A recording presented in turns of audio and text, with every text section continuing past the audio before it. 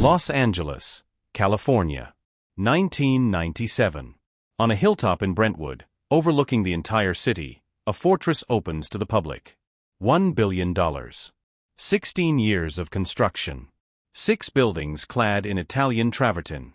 A private art collection worth billions housed behind walls designed to survive earthquakes and riots. This is the Getty Center.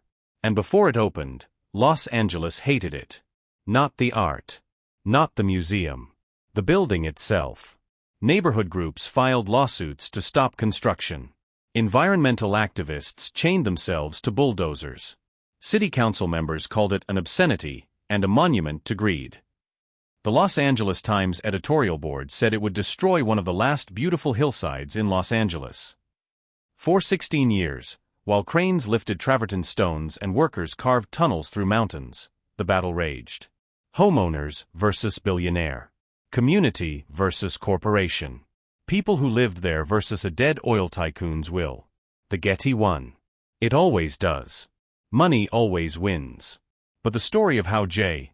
Paul Getty's fortune built a museum that Los Angeles fought for 2 decades reveals something darker about wealth, power, and the kind of monuments rich men build when they don't have to live with the consequences. Because J. Paul Getty, the richest private citizen in America when he died, never wanted a museum for the public. He wanted a monument to himself. A fortress on a hill where his name would echo forever, whether Los Angeles wanted it or not. The Getty Center isn't a gift to the city. It's an occupation. A statement that wealth can do whatever it wants, wherever it wants, regardless of community opposition. And the most disturbing part? It worked. Today, the Getty Center is beloved. Millions visit annually. Architecture critics praise it. The city that fought it now promotes it as a crown jewel. This is how you buy love.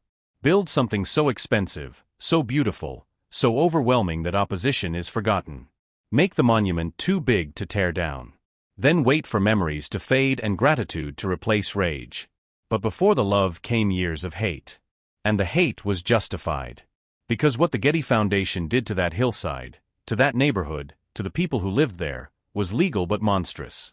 This is the story they don't tell on the Getty Center tours. The story of eminent domain threats, ecological destruction, neighborhood division, and a corporate foundation that fought the city for 16 years and never lost once. If you enjoy investigations into how extreme wealth reshapes cities against their will, please like, subscribe, and tell me in the comments what we should explore next. Your support makes these stories possible. Let's begin. Chapter 1. The Oil Baron Who Hated Spending Money.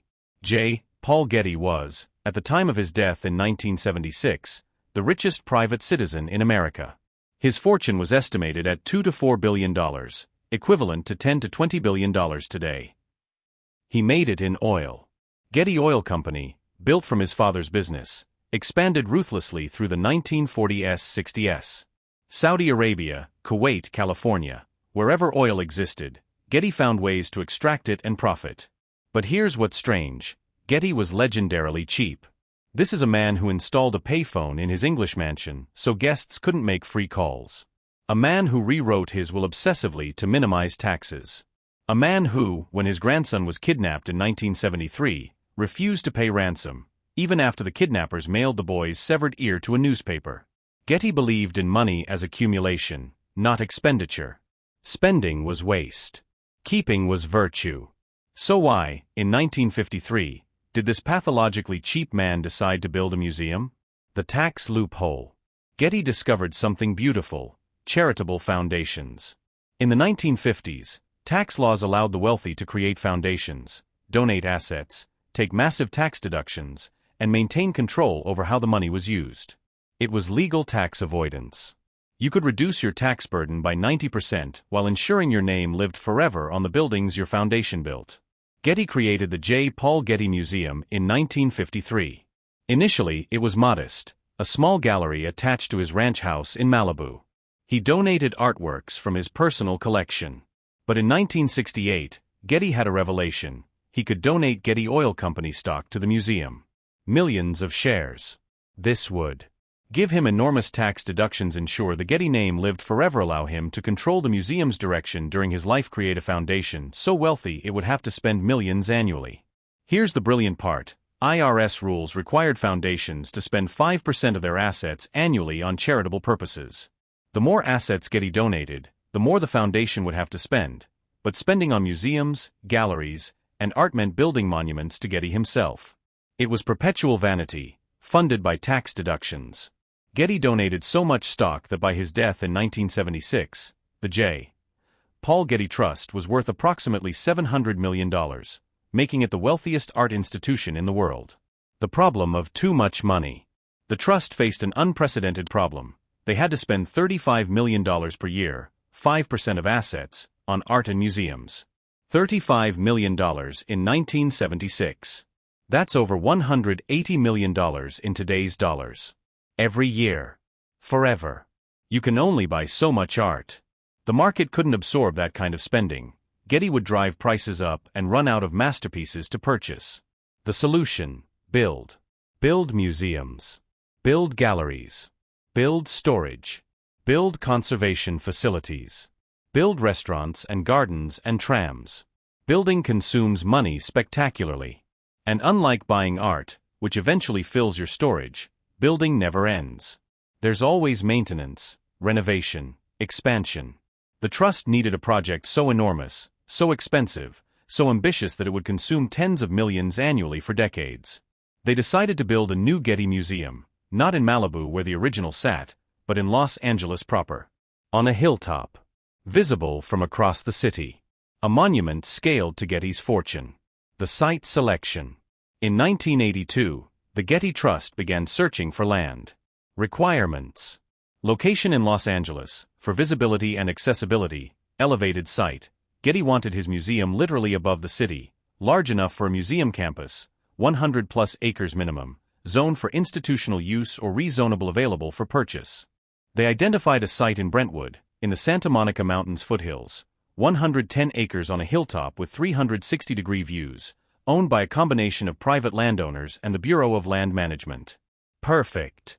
Except, it was zoned for residential use only. It was surrounded by wealthy neighborhoods that wanted it to stay undeveloped. It was designated as significant ecological habitat. The only access was through narrow residential streets. The hilltop was pristine. Building would require massive excavation and environmental disruption. None of this deterred the Getty. They had unlimited money, unlimited time, and unlimited confidence that wealth would overcome all obstacles. They were right. The purchase strategy. The Getty Trust began quietly purchasing parcels in 1983. They used shell companies to hide their identity. If sellers knew it was the Getty, prices would skyrocket. They approached homeowners individually. Some sold willingly. The offers were generous. Others refused. They loved their hillside, didn't want a massive construction project destroying the area. The Getty applied pressure. They suggested that if owners didn't sell voluntarily, the trust might work with the city to use eminent domain, the government's power to force sales for public benefit. This was a threat. A wealthy foundation threatening working homeowners with government-forced sale of their property. Some caved. Others dug in, hiring lawyers and organizing opposition. By 1985, the Getty owned most of the hilltop but not all. Holdout properties remained. The Getty filed lawsuits to force sales, claiming their museum qualified as public benefit, justifying eminent domain. The lawsuits dragged on for years. Eventually the Getty won, partly through court victories, partly through financial exhaustion of the homeowners fighting them. By 1988, the Getty owned the entire 110-acre site. Cost: approximately $25 million for land acquisition and legal fees. Now they needed permission to build. Chapter 2: The Neighborhood Rebellion. When news broke in 1985 that the Getty planned to build a massive museum complex on the Brentwood hilltop, the surrounding neighborhoods exploded in opposition. This wasn't abstract NIMBYism, not in my backyard. This was specific, documented concern about a project that would fundamentally alter their community. The Brentwood Homeowners Association. The neighborhoods surrounding the Getty site were affluent but not mega-wealthy.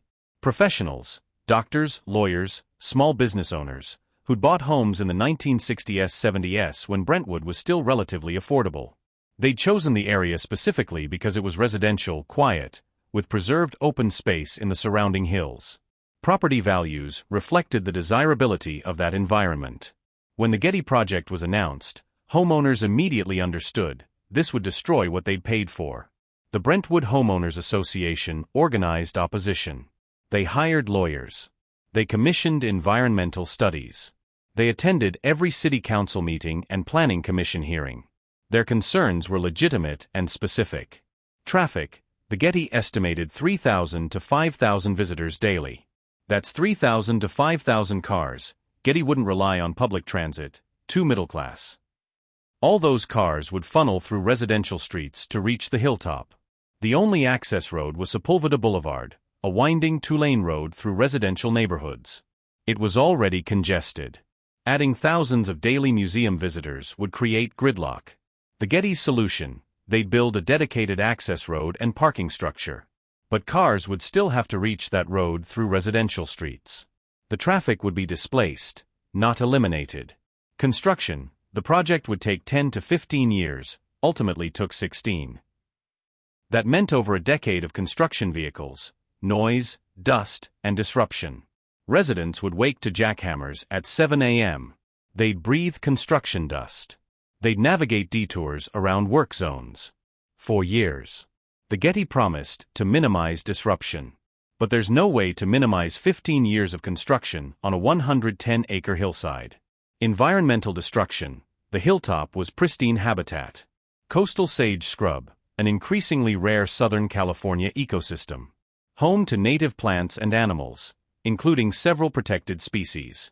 Building the Getty would require removing 1.2 million cubic yards of earth, enough to fill 150 Olympic swimming pools, blasting through bedrock, grading the hilltop flat, installing massive foundations, building retaining walls hundreds of feet high. This wasn't building on the hilltop. This was destroying the hilltop and replacing it with an artificial plateau. Environmental groups joined the opposition. The Sierra Club, the Natural Resources Defense Council, local ecology organizations. They documented species that would be displaced or killed. They showed how grading would increase erosion and landslide risk. They argued the project violated California Environmental Quality Act requirements. Visual impact: from anywhere in Brentwood, residents would see the Getty, a massive travertine complex dominating the skyline. The Getty claimed the design would blend with the landscape. But you can't blend 110 acres of buildings clad in white stone. The museum would be visible from miles away, an inescapable reminder of the Getty Foundation's dominance. Homeowners argued this would destroy the character of the neighborhood. Property values would drop. Ironically, they actually increased. Proximity to the Getty became a selling point. But at the time, residents genuinely feared value loss. The fire risk: Southern California lives with constant wildfire threat. The hilltop site was particularly vulnerable, exposed, covered in flammable vegetation, surrounded by dense residential areas. The Getty planned to clear vegetation extensively, ostensibly to create firebreaks. But this meant destroying even more habitat. And the construction itself would create ignition risks: welding sparks, electrical work, construction equipment. A fire starting at the Getty site during construction could sweep down into neighborhoods. Residents had legitimate safety concerns. Light pollution: the Getty planned extensive nighttime lighting, both for security and for aesthetic effect. This would create light pollution visible for miles. Residents in the adjacent neighborhoods would lose dark skies. Their bedroom windows would glow with reflected Getty lighting. For homeowners who'd specifically chosen a location away from urban light pollution, this was significant quality of life degradation. The class dimension: the opposition had an undercurrent of class resentment that nobody wanted to articulate directly, but everyone understood. The Getty Foundation was spending $1 billion, eventually more, building a monument to a dead oil baron on a hillside that could have remained public open space or been developed as affordable housing. Los Angeles in the 1980s had a homelessness crisis, a housing shortage, crumbling public schools. And the wealthiest art foundation in the world was spending $1 billion on travertine and gardens and a private tram system. The contrast was obscene. And Brentwood residents, wealthy themselves, but not Getty wealthy, resented being treated as obstacles to be overcome by superior wealth. The Getty's attitude throughout the process was, "We have unlimited resources. We will win. Your opposition is futile." And they weren't wrong. But being right doesn't make you less arrogant. The political fight. The Getty needed multiple approvals from Los Angeles city government. Zoning changes, from residential to institutional, environmental impact report approval, building permits, traffic management plans, conditional use permits. The Brentwood opposition lobbied city council members. They packed public hearings. They submitted detailed objections to every environmental assessment. They had legitimate arguments, expert testimony, and community support. What they didn't have was money. The Getty Foundation hired the best lawyers in Los Angeles. They hired PR firms to manage public perception. They made strategic donations to city council members' favorite causes. They offered community benefits, funding for local schools, parks, improvements that would soften opposition. It was a textbook example of how wealth influences politics. Not through illegal bribes, through legal contributions, strategic relationship building, and the ability to outlast and outspend any opposition. City council members faced a choice: side with constituents who opposed the project, or side with the Getty Foundation, which could fund campaigns, provide community benefits, and would eventually get its way regardless. Most chose the Getty. Not because they were corrupt, though some probably were, but because opposing the Getty was pointless. The foundation would sue, appeal, reapply, and outlast any political opposition. Wealth doesn't just buy outcomes. It buys inevitability. The compromise that wasn't. After years of opposition, the city proposed a compromise. Getty would reduce building heights. Getty would fund traffic improvements. Getty would create larger setbacks from residential areas. Getty would implement extensive environmental mitigation. The Brentwood opposition examined the compromise. Every concession was cosmetic. The project's fundamental impacts remained unchanged. But the city council framed it as balanced compromise. They approved the project in 1987, 5 years after the Getty began land acquisition. Construction could begin. The opposition had lost. Not because their arguments were wrong, environmental and traffic studies later proved them correct, but because they didn't have $1 billion. The lawsuits. The Brentwood Homeowners Association filed lawsuits to stop construction. Environmental groups filed separate suits challenging the adequacy of environmental review. The lawsuits delayed construction by several years. The Getty's lawyers fought them methodically, appeal by appeal. Every lawsuit the Getty lost, they appealed. Every ruling against them, they challenged. Their legal strategy was simple: outlast the opposition. Make fighting so expensive and exhausting that opponents gave up. It worked. By 1989, most lawsuits were resolved in the Getty's favor or abandoned by exhausted opponents who couldn't afford to continue. Construction began in December 1989. 8 years after the Getty first announced plans. 8 years of community opposition. 8 years of legal battles. And the Getty won every single fight. Chapter 3: The Architect Who Designed a Fortress. Richard Meyer was selected as the Getty Center's architect in 1984. He was an odd choice for a project requiring community sensitivity. Meyer's aesthetic is rigidly modernist: white surfaces, geometric forms, grid-based layouts, buildings that look like abstract sculptures, beautiful in photographs, often hostile to human use. Critics describe his work as cold, imposing, and more concerned with formal purity than with context. Perfect, in other words, for a billionaire foundation that wanted an unmistakable monument. The design philosophy. Meyer's concept for the Getty Center was clear: this wouldn't be a building in Los Angeles. It would be a citadel above Los Angeles. The hilltop location was perfect for this vision. The museum wouldn't engage with the surrounding city, it would look down on it. Meyer designed a campus of 6 buildings arranged around 2 central courtyards. Everything clad in white travertine imported from Italy, the same stone used in ancient Roman buildings. The symbolism was obvious: the Getty Center as modern Rome. Permanent. Imperial. Built to last millennia. The buildings would be reached via a private tram. Visitors would park at the base of the hill and ride the Getty's exclusive transportation system up to the museum. This isolated the complex from the street, creating a private domain accessible only through Getty-controlled infrastructure. The travertine decision. The choice to clad the entire complex in Italian travertine was controversial and expensive. 16,000 tons of travertine were imported from the same quarry that supplied ancient Rome. Each block was cut to precise specifications, shipped across the Atlantic, and installed by specialized stonemasons. Cost: approximately $65 million just for stone and installation. Why travertine? Meyer claimed it was about light. Travertine glows in Southern California sun, creating beautiful aesthetic effects. But it was also about permanence and prestige. Travertine signals: this is serious architecture. This is built to last. This is Rome transplanted to Los Angeles. Critics argued that importing millions of pounds of Italian stone for a California building was environmentally absurd. The carbon footprint of shipping that material was enormous. The Getty didn't care. Environmental concerns were for people with limited budgets. The fortification. Meyer's design includes features that make the Getty Center feel like a fortress. Walls and barriers. The campus is surrounded by substantial retaining walls, necessary for the engineering, but also creating the impression of a compound. You can't casually access the Getty. You must follow the designated path: parking structure, tram, arrival plaza, security, museum. Limited access points. There's essentially one way in and one way out. By design, easier to control and secure.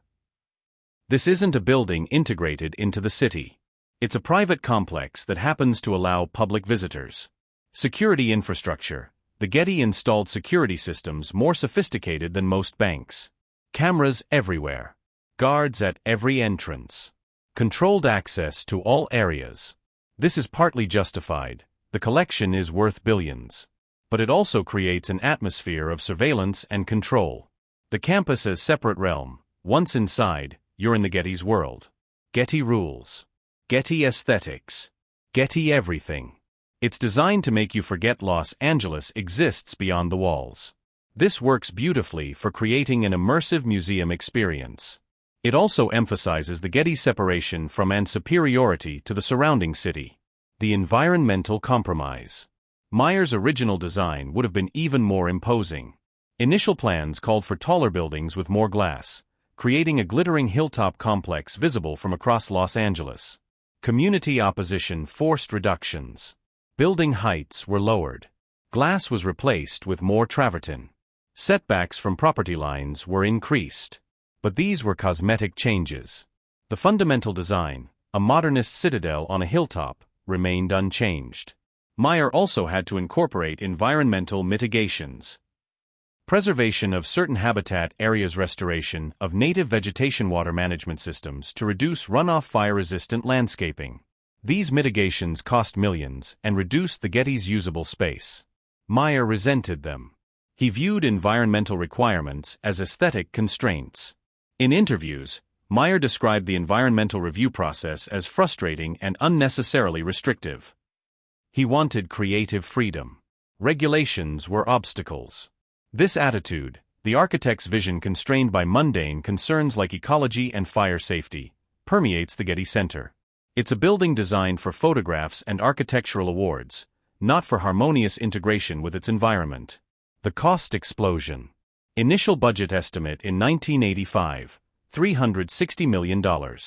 Final cost in 1997, $1.3 billion. How do you spend nearly $1 billion more than budgeted? Partly through design changes and expanded scope, but largely through Meyer's perfectionism and the Getty's unwillingness to compromise. Every detail had to be exactly right. Travertine blocks were rejected if they had imperfections. Construction was stopped and redone if alignment was off by millimeters. Landscaping was torn out and replanted if it didn't match Meyer's vision. Normal clients would balk at this expense. The Getty embraced it. They weren't trying to build economically, they were trying to build perfectly. And perfect costs $1 billion. The neighborhood impact. While Meyer designed his citadel, the surrounding neighborhoods suffered. Construction began in 1989 and continued until 1997. 8 years of trucks running through residential streets, 3,000 plus truck trips hauling excavated earth away, noise from 7 a.m. to 6 p.m., 6 days a week, dust clouds visible for miles, road closures and detours, jackhammering, blasting, pile driving. Homeowners describe it as living in a war zone. Children couldn't play outside because of dust and noise. Adults couldn't work from home. Property values stagnated because who wants to buy a house next to a massive construction site? The Getty paid for some mitigation. They installed air filters in nearby homes, paid for window upgrades to reduce noise. But these were band-aids on a wound they were actively inflicting. Meyer never visited the surrounding neighborhoods. He never spoke to residents. He viewed the project from the perspective of the hilltop, looking down at Los Angeles, not engaging with it. This isolation, physical and psychological, characterizes the entire Getty Center.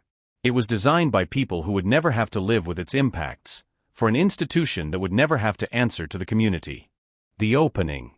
December 16, 1997.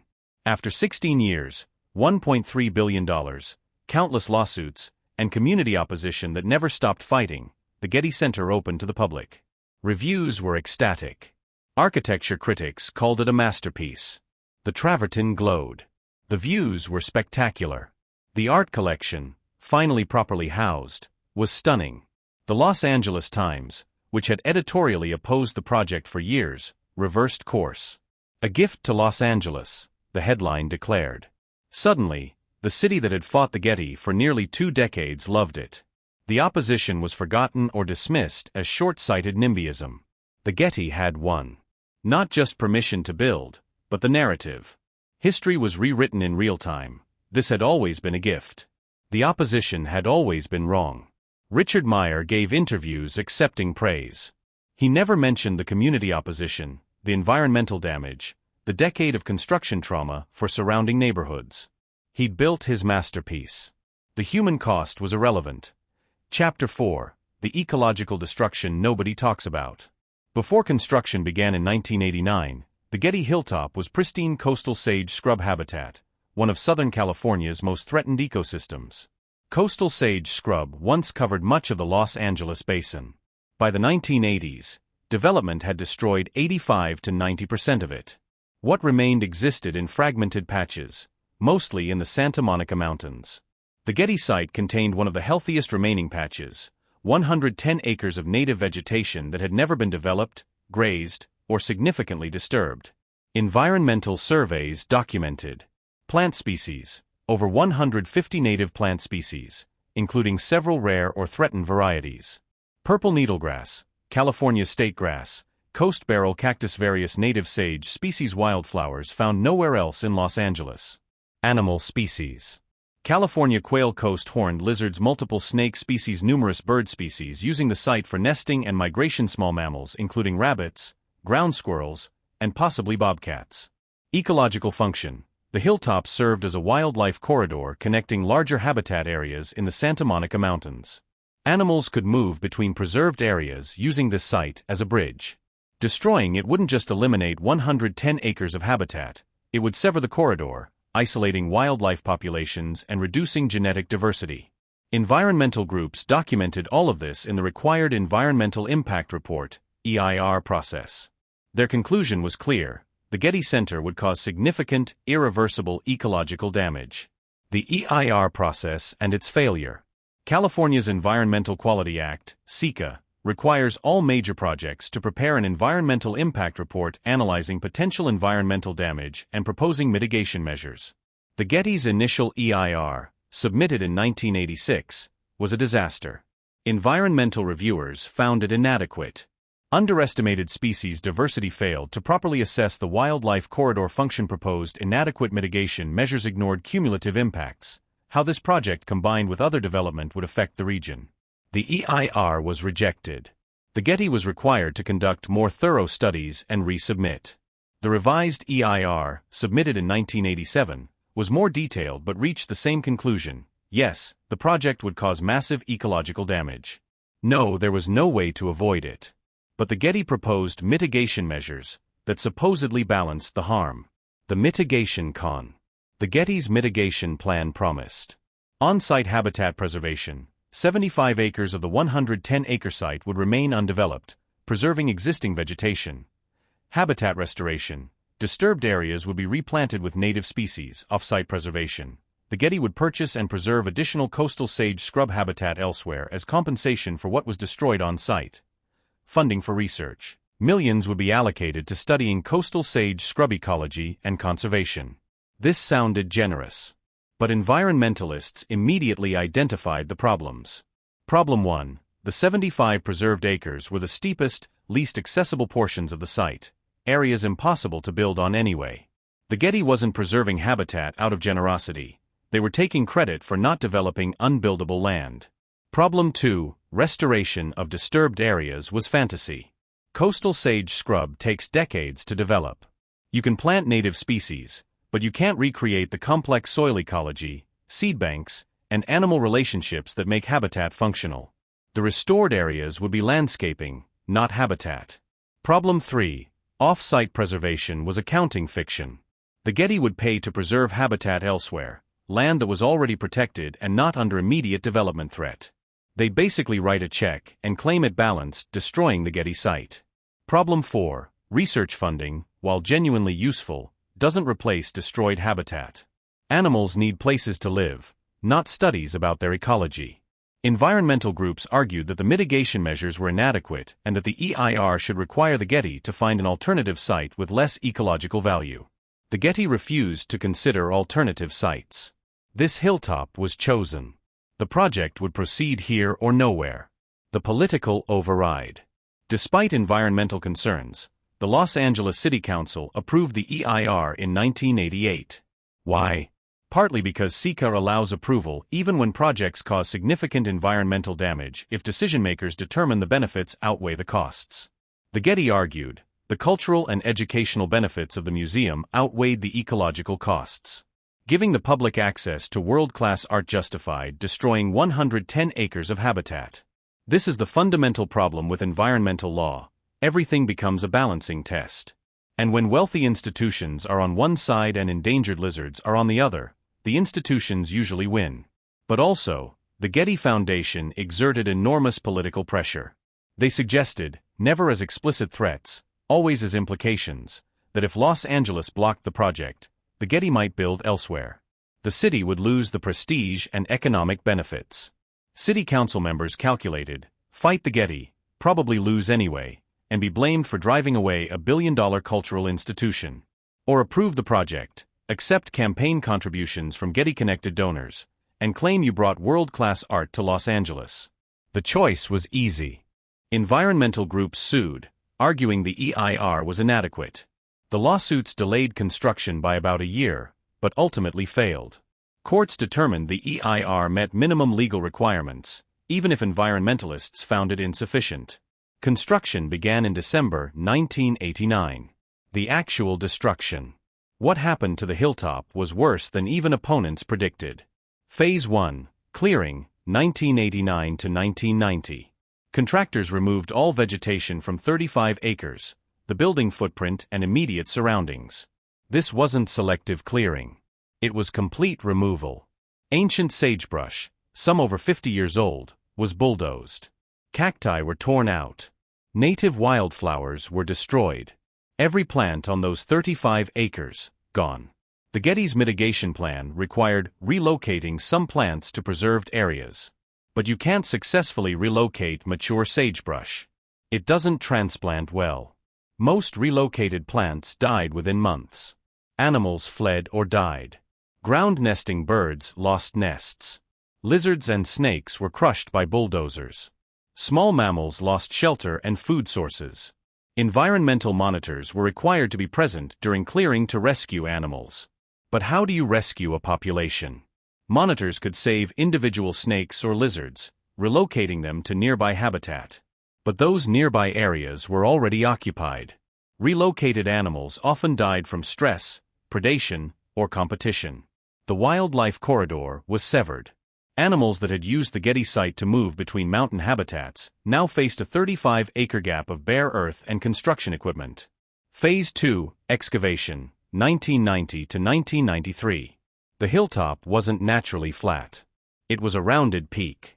To create the level plateau needed for Myers buildings, contractors had to remove 1.2 million cubic yards of earth and rock.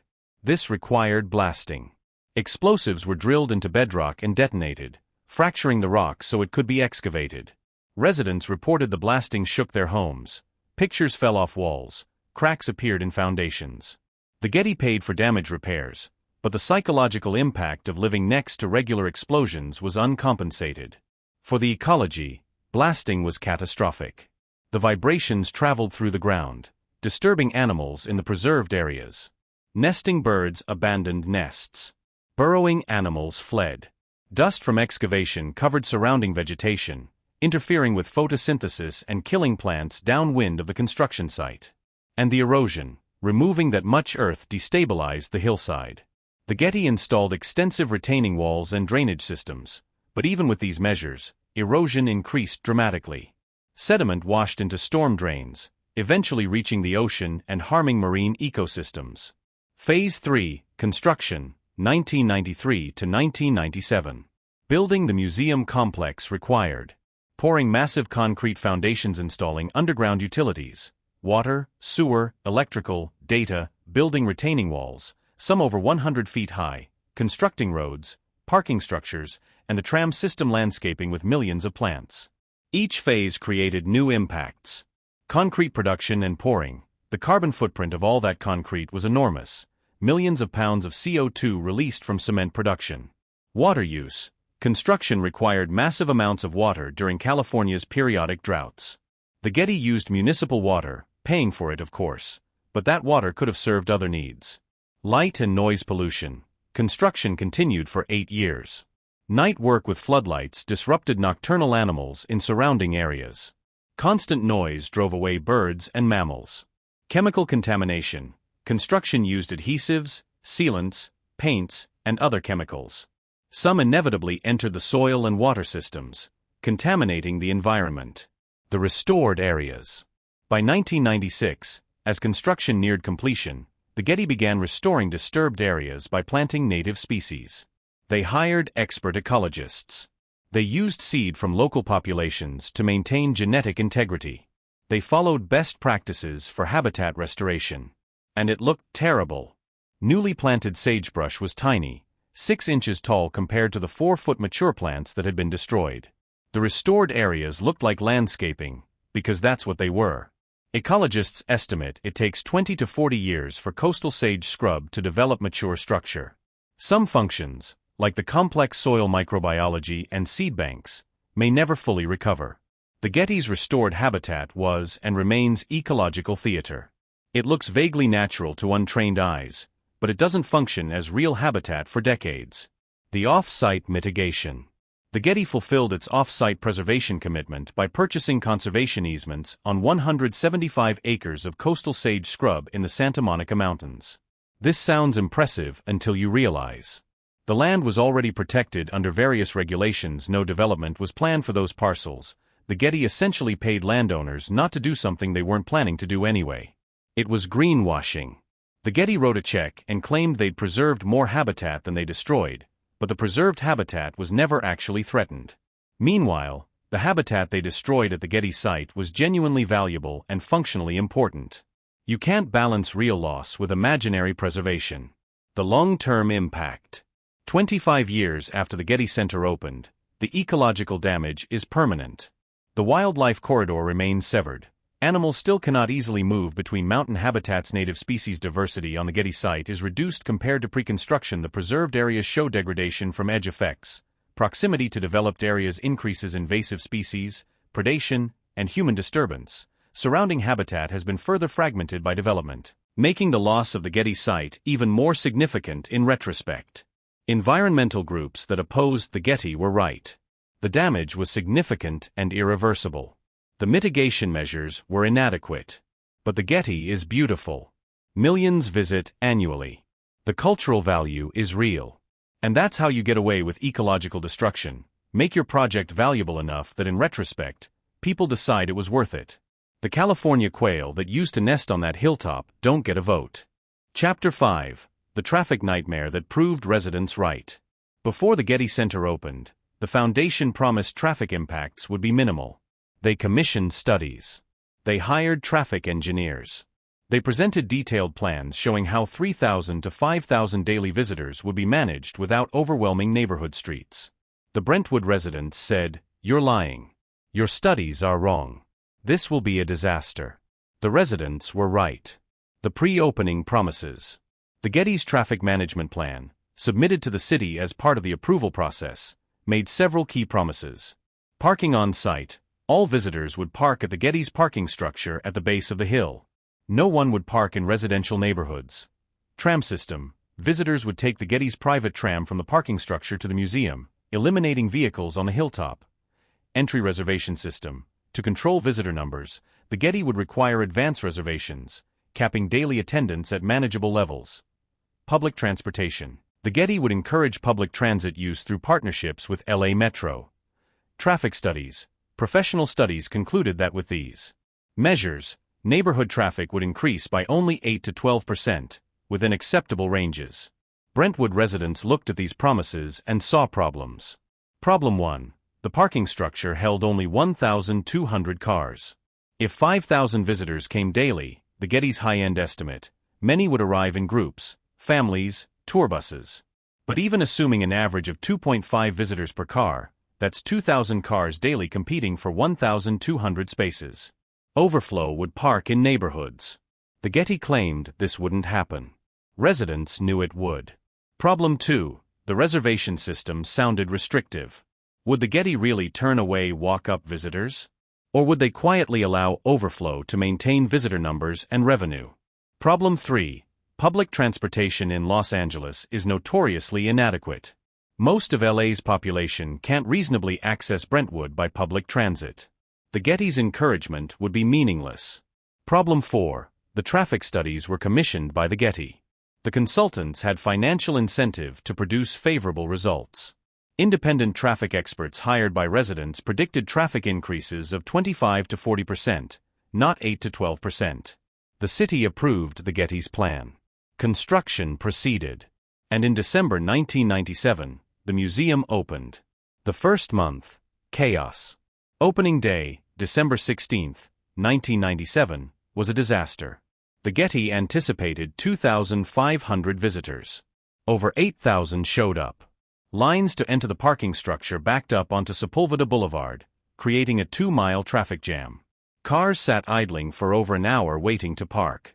The parking structure filled by 10 a.m. The Getty staff turned cars away, directing them to find street parking.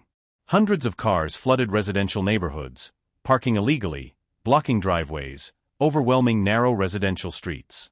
Residents called police. Tow trucks were dispatched. Arguments broke out between residents and lost, frustrated Getty visitors.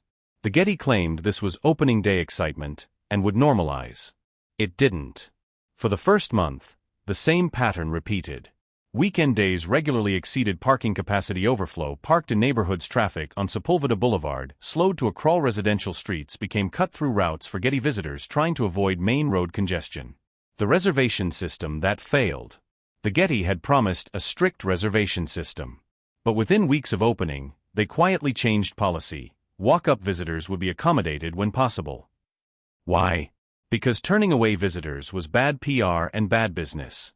The Getty Center was free to enter, parking cost $5, then $10, now $20, but it generated revenue through parking fee scafe and restaurant sales. Gift shop sales. Donations solicited on-site event rentals and private functions.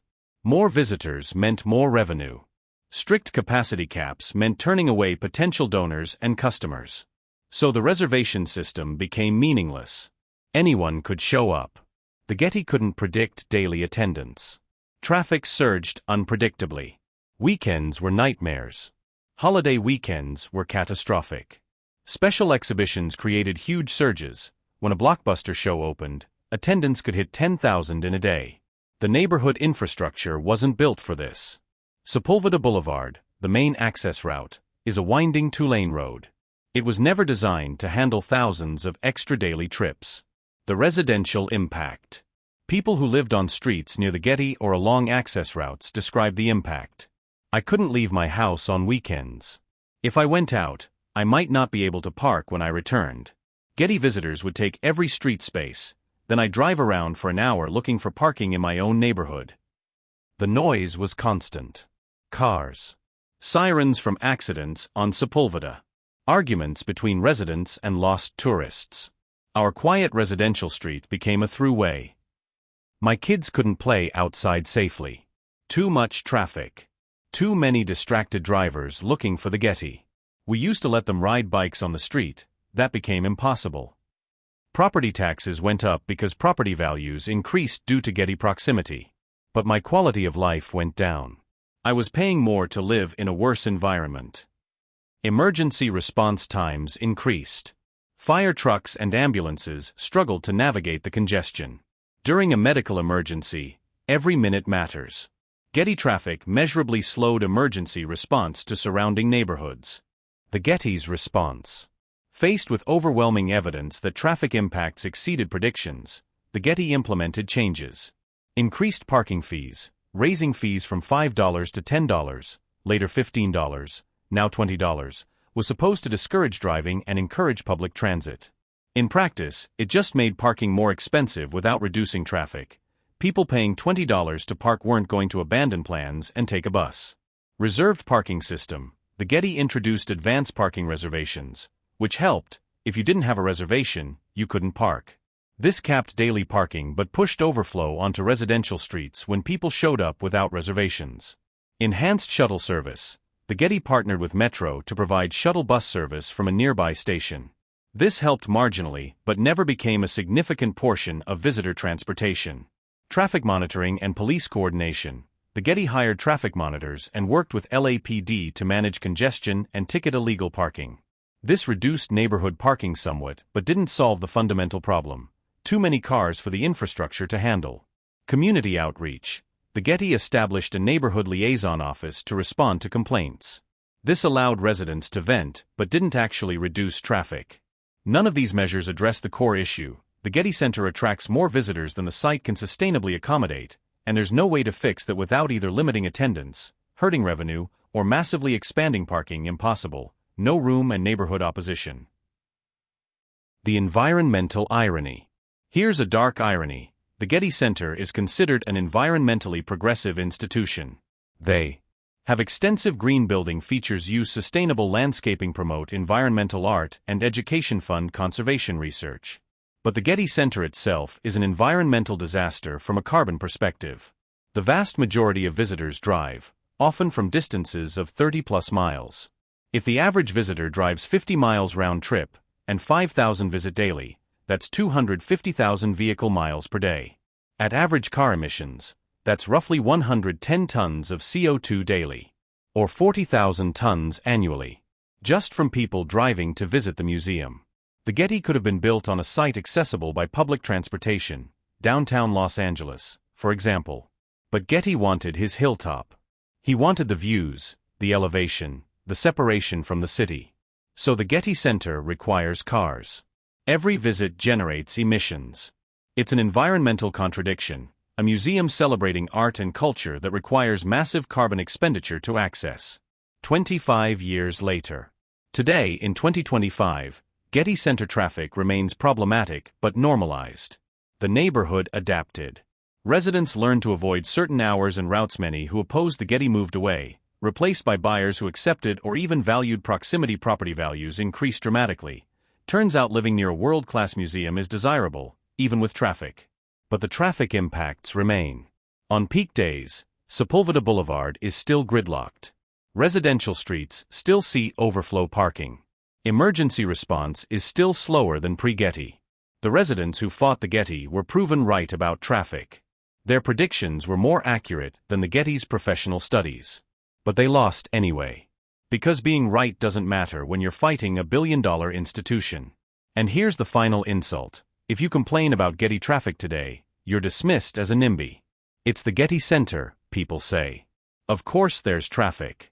Stop complaining.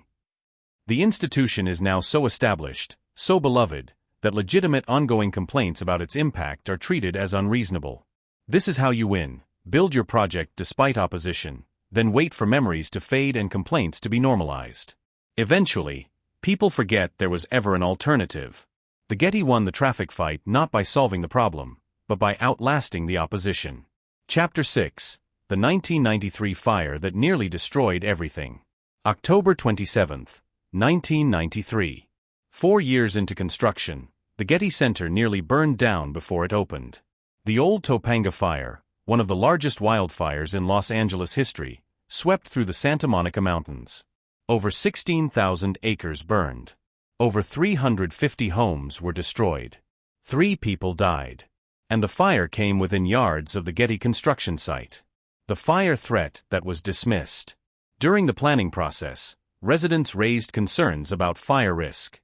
The Getty site was on an exposed hilltop surrounded by flammable vegetation in an area with history of major wildfires, accessible by only limited routes that could be blocked by fire undergoing construction that created ignition risks. The Getty's response: they'd implement comprehensive fire protection measures. Clear vegetation around the site, creating defensible space, install advanced fire suppression systems, maintain private fire equipment on-site, coordinate with Los Angeles Fire Department. Residents remained skeptical. In Southern California, fire isn't a hypothetical risk, it's a recurring disaster. Building on an exposed hilltop seemed reckless. The Getty and city planners overruled these concerns. Fire protection measures were adequate, they insisted. Then in October 1993, they were tested. How the fire started. The Old Topanga Fire started on October 26, 1993, in Topanga Canyon, about 8 miles from the Getty site. The cause was never definitively determined, possibly a downed power line or human activity. The timing was catastrophic. October in Southern California means no rain for 6 months, vegetation is tinder dry, Santa Ana winds, hot, dry winds from the desert reaching 40 to 60 miles per hour, low humidity, often below 10%. These conditions create extreme fire weather. The fire danger is as high as it can possibly be. The Old Topanga Fire started small but exploded. Driven by Santa Ana winds, it spread at terrifying speed. At its peak, the fire advanced over 1 mile per hour, faster than people can evacuate on foot. Within 24 hours, the fire had burned 10,000 acres and was racing toward densely populated areas, including the Getty Center construction site. October 27th, the day everything nearly burned. By the morning of October 27th, the fire was 3 miles from the Getty site and advancing rapidly. The Los Angeles Fire Department issued evacuation orders for surrounding neighborhoods, including areas immediately adjacent to the Getty. The Getty Center construction site employed approximately 400 workers at that time. They were evacuated by 11 a.m. The site manager faced a decision: activate on-site fire protection systems and hope they held, or accept that the site might burn and focus on protecting surrounding homes. The Getty had invested over $400 million at that point.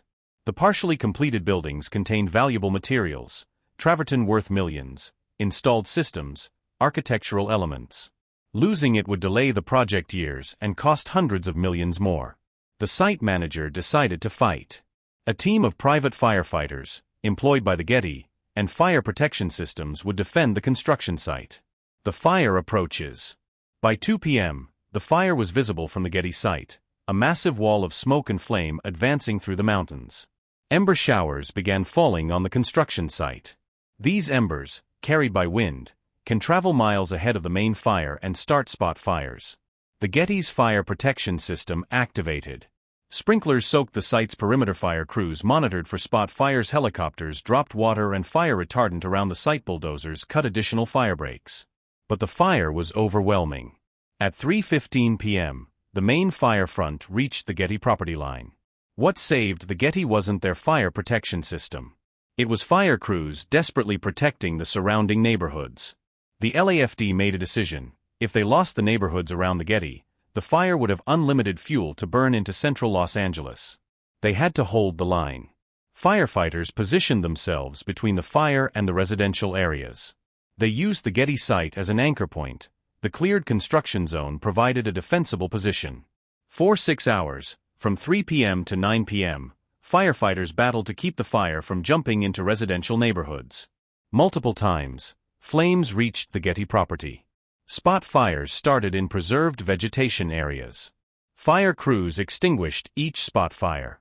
Helicopters made repeated water drops. The Getty's sprinkler systems ran continuously, soaking everything. By 9 p.m., the fire had moved past. The immediate threat was over. The damage assessment. The Getty construction site survived. None of the partially completed buildings burned. No major equipment was lost. But the surrounding area was devastated.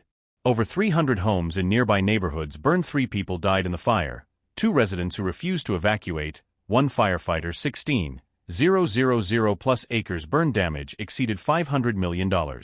The Getty Foundation released a statement thanking firefighters and expressing sympathy for affected families. But residents saw something else. The Getty site had been protected while their homes burned. Fire crews had positioned themselves to save the Getty construction site because losing it would have been strategically disastrous. The fire would have jumped from the site into denser neighborhoods beyond. But the perception remained. Firefighters protected a billion-dollar construction site while middle-class homes burned. Whether this was fair is debatable. Fire crews make tactical decisions about where to position resources. They chose to hold at the Getty because it was defensible. But the optics were terrible. Private wealth protected, residential homes sacrificed. The fire's true cost. The fire revealed something the Getty never wanted to acknowledge. The site was defensible only with massive resource deployment. If the fire had struck in different conditions, multiple simultaneous fires stretching fire resources thin, the Getty site would have been indefensible. The Getty's fire protection systems were adequate for small fires or ember showers. But against a major wildfire, they were useless. Only the Laft's desperate stand saved the site. This meant that forever after, the Getty Center would be a fire protection burden. During every fire season, fire departments would have to plan for defending it. And as climate change has increased wildfire frequency and intensity, this burden has grown. The environmental damage. The fire destroyed much of the vegetation in the preserved areas of the Getty site. The coastal sage scrub that the Getty had promised to protect burned. This meant that the Getty's mitigation plan, preserving 75 acres of habitat on site, was undermined. The preserved habitat was destroyed by fire, partly because the Getty site's elevation and exposure made it particularly fire-prone. The Getty replanted after the fire. But again, newly planted vegetation isn't functional habitat. The fire reset any ecological recovery from the construction disturbance. The construction delays. The fire halted construction for 6 weeks. The site had to be assessed for fire damage, cleared of ash and debris, and made safe before work could resume. Insurance covered most fire-related losses, but the delay added to the project's schedule overruns. More significantly, the fire forced design changes. Fire protection systems were enhanced. More fire breaks were added. Vegetation management became more intensive, meaning more ongoing maintenance costs. The lessons ignored. The 1993 fire should have prompted serious reconsideration of building on exposed hilltops in fire-prone areas. It didn't. The Getty proceeded. The city continued approving hillside development. Why? Because the immediate crisis passed. The site survived. Construction continued. And acknowledging that building there was fundamentally dangerous would require admitting the entire approval process was flawed. Better to treat the fire as an anomaly, enhance fire protection, and move on. Today, the Getty Center is surrounded by some of the most fire-prone terrain in Los Angeles County. Multiple major fires have occurred nearby since 1993. 2005 Topanga Fire, 2007 Canyon Fire, 2011 Brentwood Fire, 2019 Getty Fire, which started adjacent to the Getty Center and forced evacuation. Each fire threatens the Getty Center. Each requires massive firefighting resources to protect. The Getty pays for enhanced fire protection, private fire crews, advanced monitoring systems, intensive vegetation management. But the fundamental problem remains. You can't build on a hilltop in fire country and eliminate fire risk. You can only manage it at enormous ongoing cost and risk. The residents who opposed the Getty on fire safety grounds were right. The site is dangerous. The Getty Center will always be threatened by fire and will always consume disproportionate fire protection resources. But the Getty is built. It's not moving. So Los Angeles accepts the burden. Because that's what cities do when wealthy institutions make dangerous choices. They accept the consequences and allocate public resources to protect private interests. The Old Topanga Fire almost destroyed the Getty Center before it opened. It should have stopped the project. Instead, it became a footnote. A crisis survived, barely worth mentioning on the tour. But the neighborhoods that burned remember. And every fire season, when smoke fills Los Angeles skies, they remember again. The Getty nearly destroyed them. And it still might. Chapter 7. The Price of Admission, How Free Isn't Free.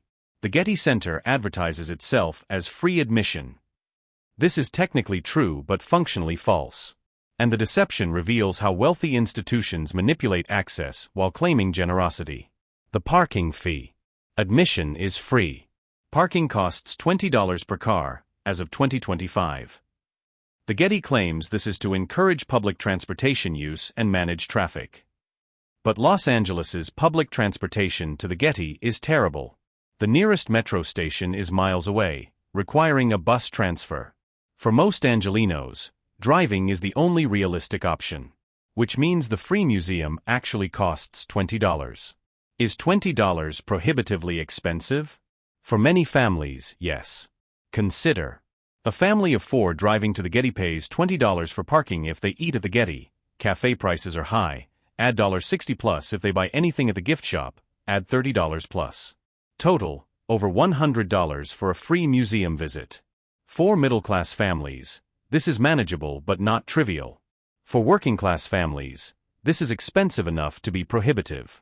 The Getty claims parking fees fund operations and discourage excessive traffic. But the Getty Trust is worth $7+ billion. They don't need parking revenue for operations. The parking fee is actually a barrier. It excludes without explicitly excluding. Wealthy visitors don't even notice the $20 fee. Middle-class visitors notice but pay. Working-class families see the fee and often decide the free museum isn't worth it. The class markers. Beyond the parking fee, the Getty Center is designed in ways that signal this space is for wealthy, educated people. The location, perched on a hilltop in one of LA's wealthiest neighborhoods. You can't accidentally stumble upon the Getty. You must intentionally navigate there. The tram, the private tram system, while functionally necessary given the hilltop location, creates a sense of exclusivity. You're entering a private domain, accessing a world above the city. The architecture, Myers white travertine, geometric forms, and formal gardens communicate high culture. This isn't a neighborhood museum. This is a temple to art. The collection, the Getty's art is overwhelmingly European. Paintings, sculptures, and decorative arts from wealthy European cultures. Very little representation of non-European cultures, contemporary art, or art by people of color. This isn't accidental. J. Paul Getty collected what he valued: European art representing wealth, power, and traditional aesthetics. The cafe and restaurant. The Getty has a cafe and a more formal restaurant. Prices are high: $15 for a sandwich, $25 for a salad, $12 for coffee and pastry. Visitors are allowed to bring their own food, technically, but the space isn't designed for it. There's no obvious place to eat your packed lunch without feeling out of place. The implicit message: if you can't afford Getty prices, you don't really belong here. The gift shop. The Getty Museum store is carefully curated and expensively priced. You won't find $5 souvenirs. Most items cost $25 plus. Art books, $40 to $80 jewelry, $60 to $200 home decor, $50 to $150 children's items, $20 to $50. For many visitors, the gift shop is where the free museum becomes inaccessible. Children want souvenirs. Parents want to remember the visit. But everything is priced for affluent buyers. Compare this to museum gift shops in less wealthy institutions, which typically offer a range of price points including affordable options for children and families on limited budgets. The Getty could offer affordable souvenirs. They choose not to. Because the Getty brand is luxury. Cheapness would contradict the brand. The programming. The Getty's educational programs, lectures, and special events are free or low cost. This seems generous until you examine who these programs serve. Lecture topics are highly academic: art history, conservation techniques, scholarly analyses. These attract educated, culturally sophisticated audiences, not casual visitors or working-class families. Family programs exist but are scheduled during weekday hours when working parents can't attend, or on weekend mornings when families might have other commitments. The Getty isn't trying to exclude working-class visitors explicitly, but they're not making genuine efforts to include them either. The transportation barrier. Let's examine the public transportation reality. From downtown LA to the Getty Center via public transit. Take Metro to Westwood Station, 40 minutes. Take bus number 761 to Getty Center, 20 minutes. Runs infrequently, total 60+ minutes one way. Compare to driving, 30 minutes from downtown. For someone without a car.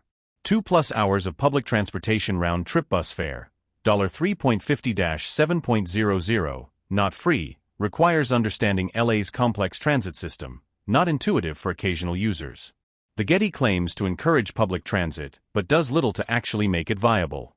They could provide free shuttle service from major transit hubs, partner with Metro for better integrated bus service, subsidize transit fares for Getty visitors. They don't. Because wealthy visitors drive, and wealthy visitors are the Getty's primary audience. The comparison, free versus accessible. Truly accessible museums do more than eliminate admission fees. They offer free or very low-cost parking, or are located on transit lines. Provide affordable food options, not just expensive cafe service. Feature diverse collections representing multiple cultures and perspectives. Design inclusive programming scheduled for working families and in multiple languages. Create welcoming spaces that don't require cultural capital to navigate. The Getty does none of this well. They claim inclusivity while maintaining exclusivity. The tax benefit. Here's the final insult. The Getty Center receives property tax exemptions as a nonprofit educational institution. If the Getty paid property taxes on their $1+ billion property, LA County would collect millions annually. That revenue could fund schools, libraries, public services. Instead, the Getty is exempt because they provide free public access to art. But the access isn't truly free, and it's not truly public. It's conditional on having transportation, time, cultural knowledge, and financial resources to navigate an expensive institution designed for wealthy visitors. The Getty gets tax exemption while providing access primarily to affluent populations. Effectively, public revenue subsidizes a private institution serving the wealthy. What true free access would look like. If the Getty genuinely wanted to be accessible to all Angelenos. Free parking, they can afford it. Free shuttles from transit hubs in working-class neighborhoods. Affordable food service including options under $5. Diverse collection representing LA's multicultural population. Translated materials and programming in Spanish, Chinese, Korean, Armenian, LA's major language groups. Outreach programs bringing Getty resources to schools and communities that can't easily visit. Flexible hours including late nights when working families can visit. The Getty does some of this sporadically. But not systematically. Not in ways that fundamentally change who feels welcome. Because the Getty's mission isn't truly public service. It's preserving J. Paul Getty's legacy and serving an audience that appreciates European art and can afford to access it comfortably. Free admission is marketing. The reality is selective access dressed up as generosity. And Los Angeles grants tax exemption to the selective access, subsidizing a billion-dollar institution that primarily serves the wealthy. That's not philanthropy. That's wealth preservation with a generous facade. Chapter 8. What the Getty won't let you photograph. The Getty Center has one of the most restrictive photography policies of any major museum in America. On the surface, the policy seems reasonable. Photography is permitted in the galleries for personal use only. No flash. No tripods. No commercial use without permission. But the restrictions go far deeper. And they reveal how institutions use copyright law and security policies to control their image and suppress criticism. The unwritten rules.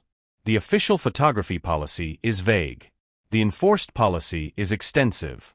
Security guards at the Getty monitor photographers constantly. If you spend too long photographing a particular artwork, a guard will approach. If you photograph from certain angles, you'll be stopped. If you appear to be taking professional quality photos, whatever that means, you'll be questioned. Former Getty security guards, interviewed anonymously, described their training. We were told to watch for people taking too many photos, especially of the same artwork. If someone seemed to be documenting systematically, like photographing every label, every angle, we were supposed to intervene. Professional photographers were easy to spot, expensive cameras, deliberate composition. We'd ask if they had permission. If not, we'd make them delete photos or ask them to leave. The architecture was sensitive. If someone was photographing the building itself extensively, the travertine details, the structural systems, the behind-the-scenes areas, we were supposed to approach and ask their intentions. Why such vigilance? The Getty claims it's about copyright protection. Artworks are copyrighted. Unauthorized reproduction could violate rights. Security. Detailed photographs could aid theft planning. Crowd management. Photographers blocking galleries disrupt other visitors. These justifications sound reasonable, but they're applied selectively in ways that protect the Getty's interests rather than legitimate concerns. The copyright weapon. Here's how museums weaponize copyright. Most artworks in the Getty's collection are old, centuries old. The artists are long dead. Copyright has expired. The artworks are in the public domain. But museums claim copyright over their photographs of public domain artworks. They argue that their photograph, with their lighting, their angle, their framing, is a new creative work protected by copyright. This is legally questionable. Courts have generally held that straightforward reproductions of public domain artworks don't gain new copyright. But museums claim otherwise, and they have lawyers to intimidate anyone who challenges them. The Getty takes this further. They claim copyright over building photographs.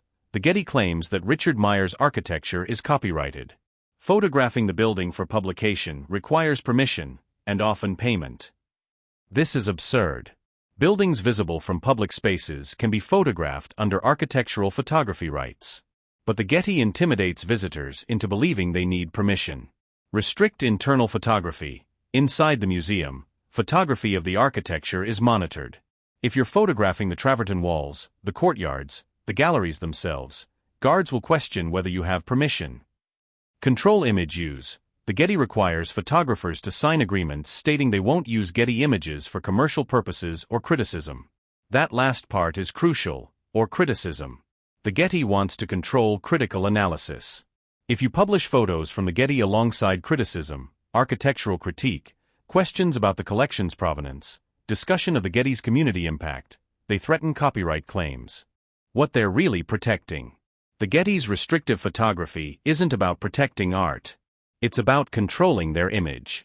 Several specific things the Getty doesn't want photographed or circulated. 1. Provenance problems. The Getty's collection includes artworks with questionable origins, pieces that may have been looted, stolen, or illegally exported from their countries of origin. Most infamously, the Getty Museum, the original Malibu villa, was involved in multiple antiquities scandals in the 2000s. The Getty had acquired ancient artworks that were looted from Italy and Greece. After investigations and lawsuits, the Getty returned over 40 objects to Italy and several to Greece.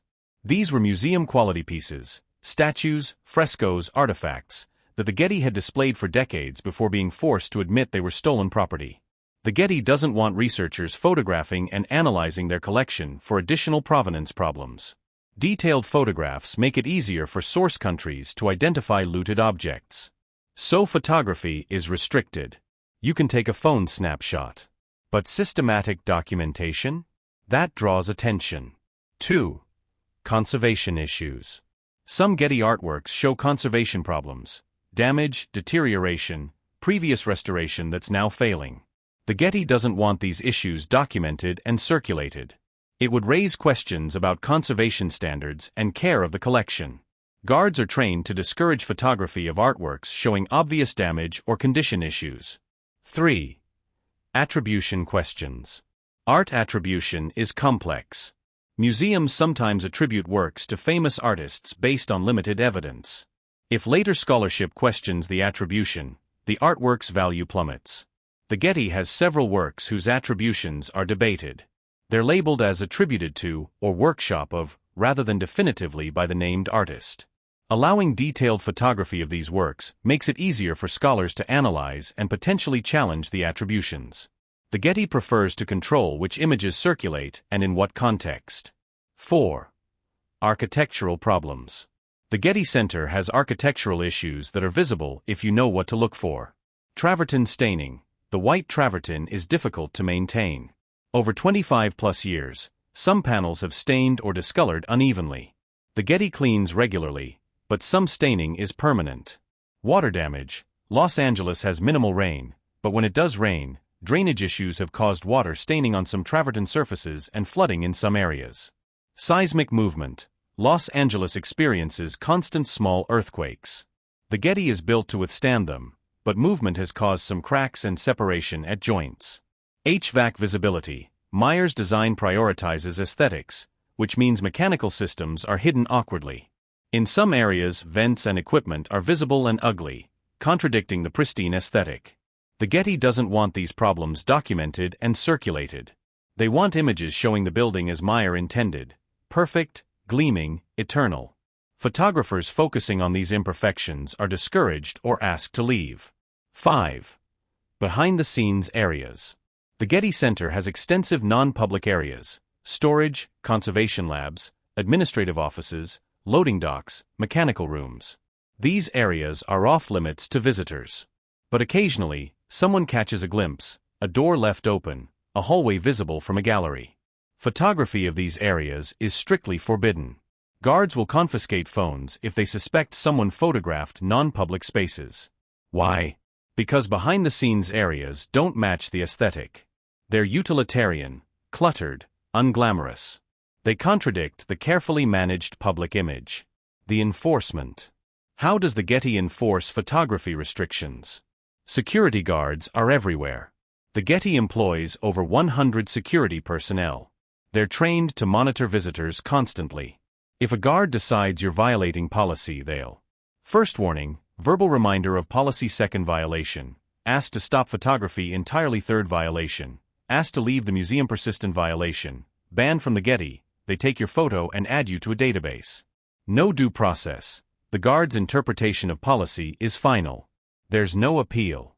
If they decide your photography is unacceptable, you stop or leave. This gives guards enormous discretionary power. And it's used selectively.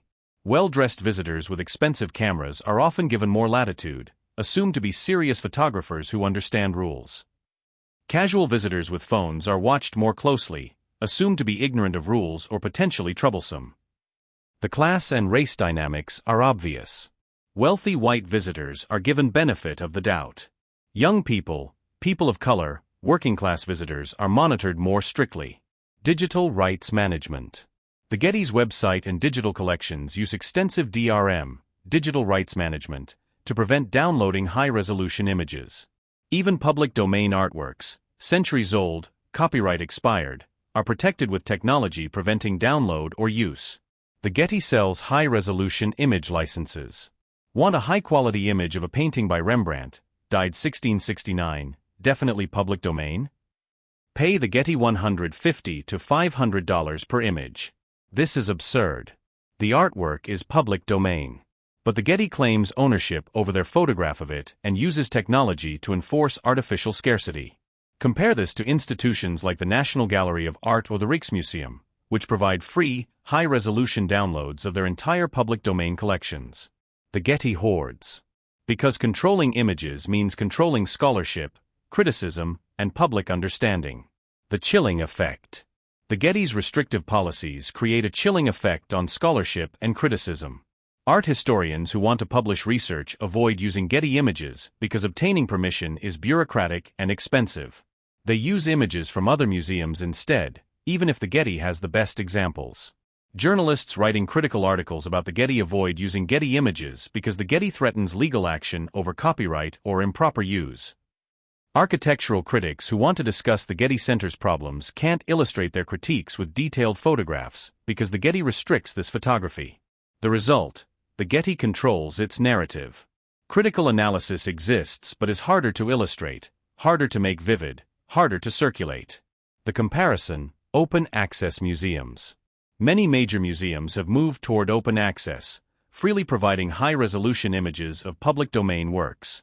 The Rijksmuseum, Amsterdam 700,000+ artworks available as free downloads in highest resolution. The Met, New York 400,000+ public domain artworks freely downloadable. National Gallery of Art, DC entire collection of public domain works available without restriction. These museums understand, making art accessible increases public engagement, supports scholarship, and builds goodwill. The Getty does the opposite. They restrict, control, and monetize. Why? Because the Getty's mission isn't truly public service. It's protecting J. Paul Getty's legacy and maintaining institutional control. What you can do. If you visit the Getty, you can push back. Know your rights. Photography of public domain artworks is legal. Photography of architecture visible from public spaces is legal. The Getty's policies are more restrictive than the law requires. Document problems. If you see conservation issues, architectural problems, or anything that contradicts the Getty's pristine image, photograph it. The Getty will discourage this, but it's legal for personal documentation. Share widely. Post your Getty photos online. Use them in critical analysis. The Getty may threaten copyright claims, but for public domain works, you're legally protected.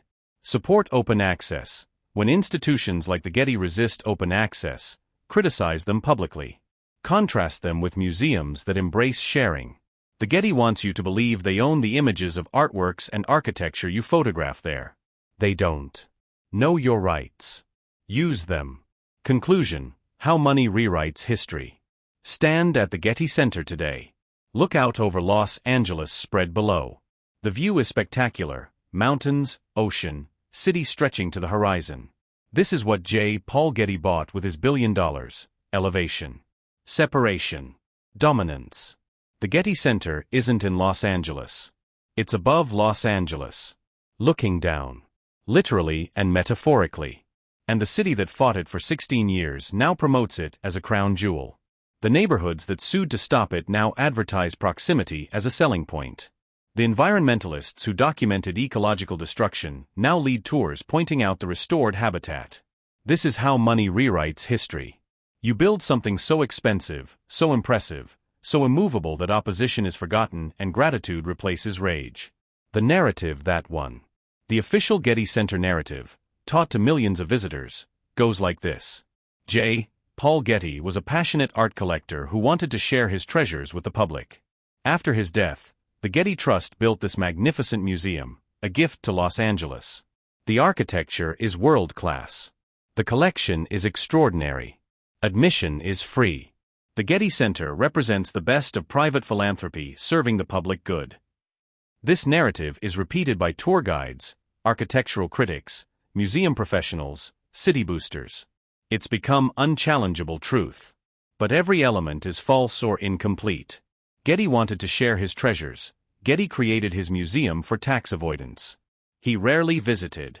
He was famously miserly. The idea that he was motivated by generosity is absurd. A gift to Los Angeles. The Getty Center was opposed by Los Angeles for 16 years.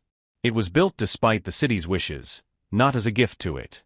World-class architecture. Myers Design won awards from architectural critics. It was also designed with fatal flaws, safety issues ignored, maintenance nightmares created, community impact dismissed. Admission is free. Parking costs $20. The museum is designed for wealthy visitors. Free is technically true but functionally false. Best of private philanthropy. The Getty receives tax exemptions worth millions annually. It serves primarily affluent populations. It's wealth preservation disguised as generosity. But try saying any of this at the Getty Center. Try explaining to tourists that they're standing in a monument to ego built against community will. You'll be dismissed as a cynic. Just enjoy the art, they'll say. Why do you have to be negative? This is how money wins. Not just by building monuments, but by making opposition to those monuments seem unreasonable. The opposition that's forgotten.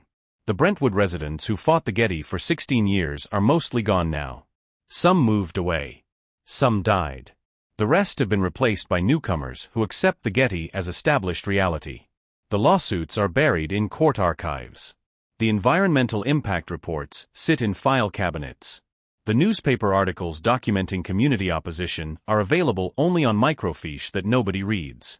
The history is accessible. But nobody looks. Because the Getty is beautiful and beloved, and questioning its origin seems ungrateful. This is historical erasure through success. The Getty doesn't need to suppress the opposition's history. They just need to build something so impressive that nobody cares to remember. The pattern repeats.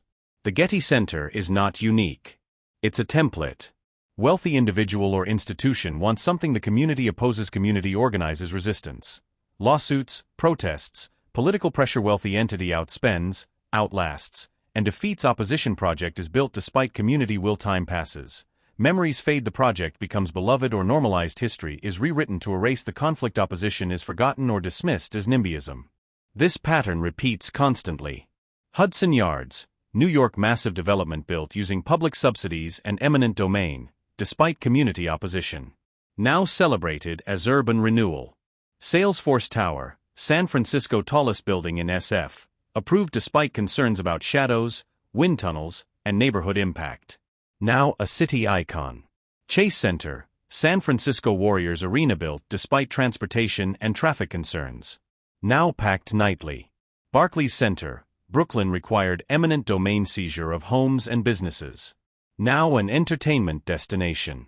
In each case, the opposition was right about impacts. Traffic did increase. Communities were disrupted.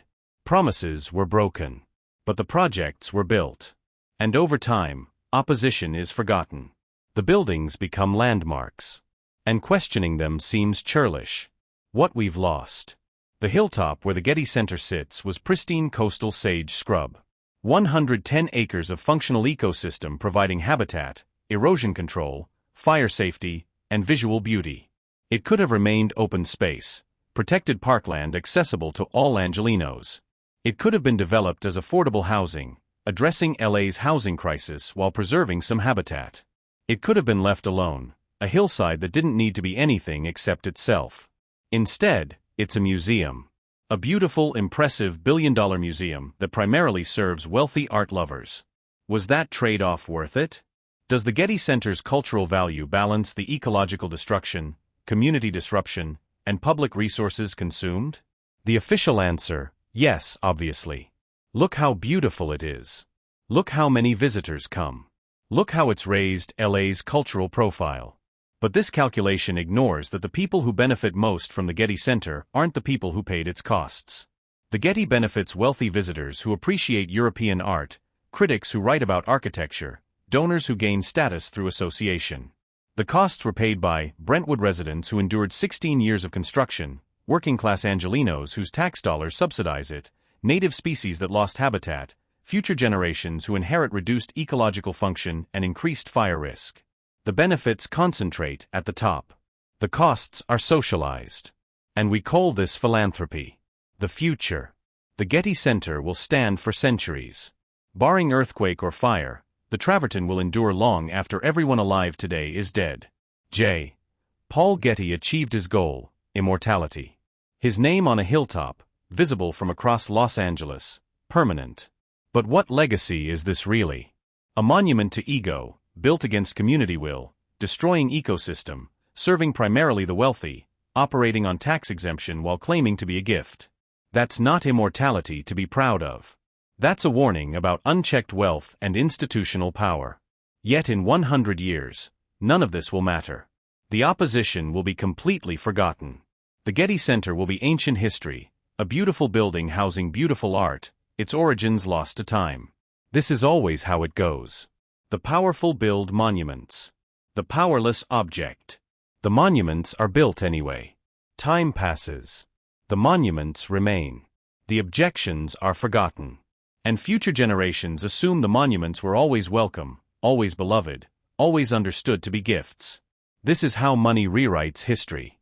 Not by changing the facts are documented, available to anyone who looks. But by making the effort of looking seem pointless. The Getty is here. It's beautiful. Why dwell on how it was built or who opposed it? The question we should ask. Every time you visit the Getty Center, look at that travertine and ask, who decided this should be here? Who objected? Who won? Who paid the real costs? Ask why $1 billion went to a hilltop museum instead of homeless services, public schools, affordable housing, environmental restoration. Ask why tax exemption subsidizes art for the wealthy while public schools crumble. Ask why the richest art institution in the world charges $20 for parking and calls admission free. Ask why photography is restricted and criticism is discouraged. Ask why community opposition is dismissed as NIMBYism rather than legitimate concern. Ask these questions. Because if we don't ask, the answer becomes, the powerful do what they want. The rest of us accept it. And history is written by whoever builds the biggest monuments. The uncomfortable truth. The Getty Center is beautiful. The art is extraordinary. The architecture is impressive. Millions of visitors find genuine joy and education there. All of that can be true while also acknowledging, this shouldn't have been built this way, in this place, over this opposition. Both things are true. The Getty is valuable and the Getty is wrong. But we're not allowed to hold both truths simultaneously. We're told to choose, either appreciate the art or be a cynic. Either celebrate the architecture or be ungrateful. This is a false choice. We can appreciate what the Getty offers while criticizing how it was created. We can enjoy the museum while acknowledging it destroyed an ecosystem. We can value the art while questioning why it's housed in a billion-dollar fortress instead of being more widely distributed. We can recognize beauty while insisting beauty doesn't justify everything done in its name. The real gift. If the Getty truly wanted to give LA a gift, here's what they would have done. Built the museum in downtown Los Angeles, accessible by public transit. Made parking genuinely free. Designed the collection and programming to reflect LA's diversity. Provided open access to all images and scholarship. Paid full property taxes, contributing to public services. Engaged community input and actually incorporated it. Protected the hilltop as public open space instead. This would have been a gift. Accessible. Generous. Community-oriented. Environmentally responsible. Instead, we got the Getty Center. A fortress on a hill. Beautiful, impressive, exclusive, and fundamentally hostile to the city it claims to serve. But it's too late now. The Getty Center is permanent. The opposition is forgotten. The history is rewritten. This is the story they don't tell on the tours. The story of how Los Angeles fought the Getty for 16 years and lost every battle. The story of how money always wins. Not because money is right, but because money can outlast, outspend, and outlive any opposition. The Getty Center stands as proof, if you're rich enough, you can do whatever you want, wherever you want, regardless of who objects. And if you wait long enough, people forget there was ever any objection at all. That's the real legacy of the Getty Center. Not the art. Not the architecture. The lesson that power, when backed by unlimited wealth, is inevitable. Opposition is futile. The powerful build monuments. The rest of us learn to love them. Or at least to stop complaining. The hilltop is gone. The ecosystem is destroyed. The community that fought has scattered. The traffic still chokes residential streets. But the travertine glows beautifully in the California sun. And millions of visitors gaze in wonder. And J. Paul Getty, the miserly oil baron who installed a payphone for his guests and refused to pay his grandson's ransom, has his immortality. A monument to ego, disguised as a gift, built over the objections of everyone who had to live with it. Welcome to the Getty Center. Admission is free. The end. If you enjoyed this investigation into how the Getty Center was built despite 16 years of community opposition, please like, subscribe, and tell me in the comments what we should investigate next. Your support makes these stories possible. Thank you for watching. And remember, when institutions claim to be gifts to the public, ask who decided that, who objected, and who really benefits. The most expensive monuments are often the most questionable. And the most beautiful buildings sometimes hide the ugliest stories.